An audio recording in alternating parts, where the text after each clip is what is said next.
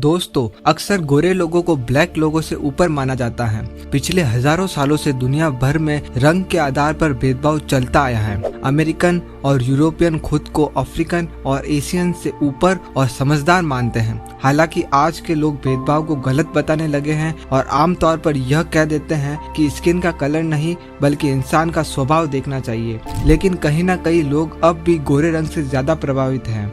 आपको जानकर हैरानी होगी कि एक समय में दुनिया में सभी इंसानों का कलर काला हुआ करता था।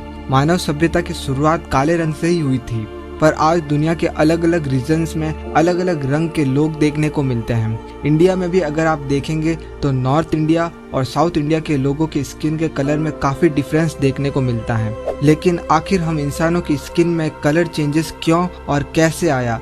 आखिर कैसे इंसानों ने काले रंग से गोरे रंग को अपनाया और अफ्रीका और एशिया के लोगों के लिए स्किन का कलर ब्लैक होना क्यों जरूरी है? आज के इस एपिसोड में हम इसी पर डिटेल में चर्चा करेंगे। तो मेरा नाम है अनिरुद्ध और चलिए शुरू करते हैं आज का ये एपिसोड। दोस्तों, हमने पिछले एपिसोड्स में जाना कि आज से करीब 3 लाख साल पहले अफ्रीका में मानव सभ्यता का विकास हुआ था। इक्वेटर के पास ही मानव सभ्यता ने जन्म लिया था। उस समय इंसानों का कलर डार्क ब्लैक हुआ करता था। असल में डार्क कलर उन्हें अफ्रीका की भीषण गर्मी को बर्दाश्त करने में मदद करता था। वह आराम से कड़ी धूप में घूमकर शिकार कर लिया करते थे। इसके अलावा डार्क कलर स्किन को सूर्य के अल्ट्रावायलेट किरणों से भी बचाता था। स्किन के डार्क होने के पीछे का कारण हमारे स्किन में प्रेजेंट मेलानिन पिगमेंट है। जिन इंसानों में मेलानिन पिगमेंट अधिक मात्रा में पाया जाता है उनका कलर ब्लैक होता है और जिन इंसानों में ये कम होता है उनका कलर वाइट होता है।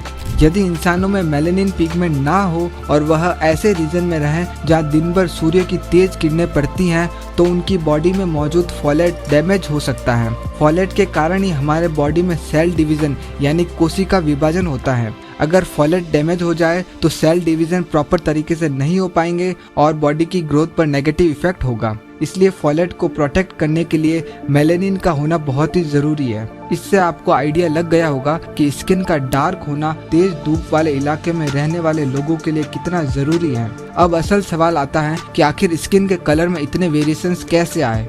आज से करीब 1.25 लाख साल पहले ह्यूमंस ने अफ्रीका से बाहर निकलकर दूसरी जगहों पर बसना शुरू किया।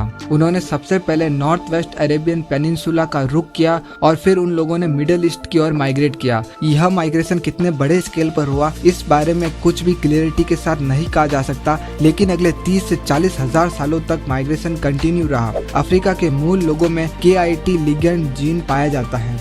यह जीन प्रोटीन रिच होता है और इस प्रोटीन के कारण ही बॉडी में मेलेनोसाइट सेल्स बनते हैं जो मेलानिन बनने के लिए जिम्मेदार होता है। माइग्रेशन के कारण यह जीन दुनिया के अलग अलग कोनों में पहुंचा और एक टाइम पर यूरोप और इंडियन सब कॉन्टिनेंट के लोग भी ब्लैक हुआ करते थे। लेकिन जियोग्राफिकल लोकेशन में अंतर होने के कारण ह्यूमन बॉडी भी उस जगह के हिसाब से एडॉप्ट होती रही और उनका कलर ब्राइट होता गया। असल में पूरी धरती पर सूर्य की किरणें एक जैसी नहीं पड़ती। अफ्रीका में केन्या, बोट्सवाना और टेंजानिया जैसे इलाके इक्वेटर के करीब हैं जहां सबसे अधिक धूप पड़ती है। वहीं यूरोप इक्वेटर से दूर है और यहाँ पर रात दिन के मुकाबले लंबी और ठंडी होती है। यहाँ रहने वाले लोगों की बॉडी में मेलानिन कम मात्रा में बनता है। इन लोगों के लिए अल्ट्रावायलेट रेडिएशन ज्यादा हार्मफुल नहीं है क्योंकि इन लोगों को अधिक मात्रा में सनलाइट नहीं मिल पाती। यूरोप में रहने वाले लोगों की बॉडी में SLC24A5 एंड SLC45A2 नाम के प्रोटीन डेवलप हुए जिसकी वजह से मेलानिन की मात्रा में कमी देखी गई।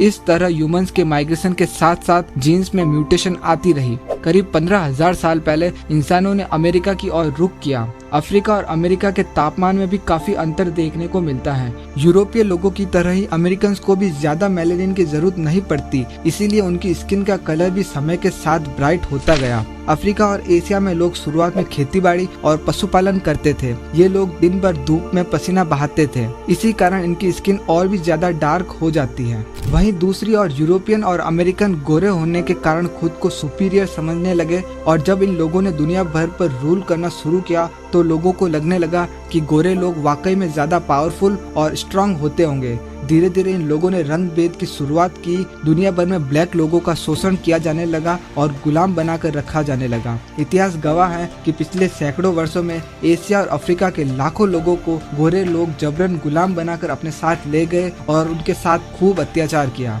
अंग्रेजों ने गोरे रंग को एक प्राइड सिंबल बना लिया था और धीरे धीरे लोगों के दिमाग में भी यह बात भरी जाने लगी।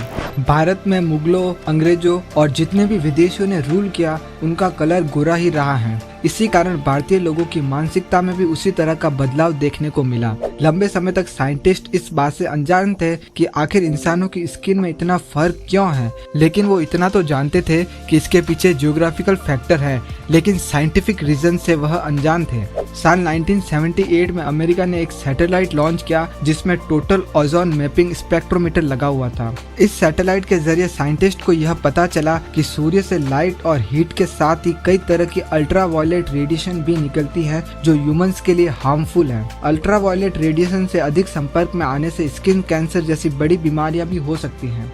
यदि कोई गोरा व्यक्ति लंबे समय तक अफ्रीका की धूप में एक्सपोज होकर रहे तो उसे स्किन संबंधी बीमारी होने की संभावना कई गुना बढ़ जाएगी। अगर आप सोच रहे होंगे कि अल्ट्रावायलेट रेडिएशन सिर्फ नुकसान पहुंचाती है, तो ऐसा नहीं है। इन अल्ट्रावायलेट रेडिएशन से बॉडी में विटामिन डी भी बनता है। आज के समय में हमारे पास विटामिन डी के कई सारे सोर्सेज है।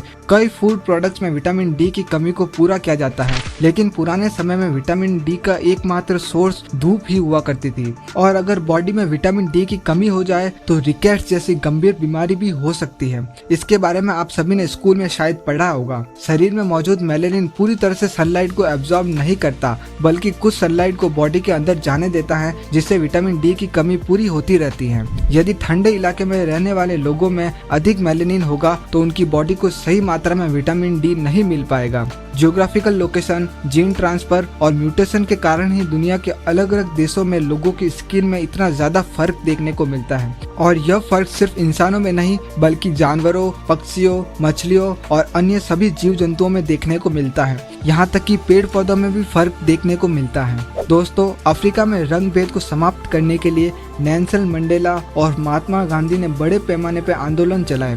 रंग या जाति के आधार पर डिस्क्रिमिनेशन करना आज मानव अधिकारों के खिलाफ और अनैतिक माना जाता है। किसी व्यक्ति के रंग के आधार पर उसे जज नहीं किया जा सकता, लेकिन आज 21st सेंचुरी में भी बहुत से लोग स्किन के कलर को गोरा करने के लिए बावले हुए रहते हैं। खास तौर पर ये कोरिया में बहुत अधिक देखा जाता है। लोग गोरे होने के लिए किसी भी हद तक जाने को तैयार हैं। साउथ कोरिया में लोगों को अपनी सीवी में भी अपने कलर को मेंशन करना पड़ता है। कई कंपनियां हायरिंग पोस्ट में यह बातें लिख देती है कि सिर्फ ब्राइट कलर के लोग ही नौकरी के लिए अप्लाई करें। हालांकि भारत में इस तरह का कल्चर अभी तो नहीं मिला है, लेकिन हमारे देश में भी फेयरनेस क्रीम और गोरा करने वाले कॉस्मेटिक प्रोडक्ट्स की बिक्री भी बढ़ रही है। कई महान हस्तियां और सेलिब्रिटीज भी इन चीजों को प्रमोट करते हैं। बहुत से ऐसे भी लोग हैं जिन्होंने पैसा आते ही प्लास्टिक सर्जरी और कॉस्मेटिक सर्जरी के जरिए अपनी स्किन का कलर बदलवा लिया। लेकिन दोस्तों, असल में सच्चाई यह है कि स्किन का कलर नेचुरल चीज है और यह कोई व्यक्ति खुद डिसाइड नहीं कर सकता। वास्तव में स्किन कलर में जीन्स और जियोग्राफिकल लोकेशन भी काफी इंपॉर्टेंस रखती है। तो दोस्तों, ये थी ह्यूमन स्किन कलर से जुड़ी पूरी हिस्ट्री।